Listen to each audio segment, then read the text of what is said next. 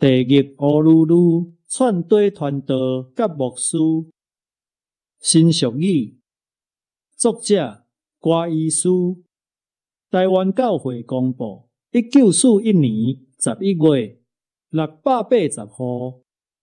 上位聚会咧议事，牧师长老10来户，听久也先山拄久，乌白白纸地仔有，掠笔猛写2、3句，哪写哪伤煞哪有。时间经过2时久，四化万事属地主。最近有听新俗语，帝国明代后才有，80年前无牧师，牧师来台无偌久。人讲地狱乌噜噜，串堆传道甲牧师，恶在是实也是虚，总是互咱着看路。怎样人话讲即句？怨恨传道甲牧师，冤家相骂逐位有，结局反无太平久。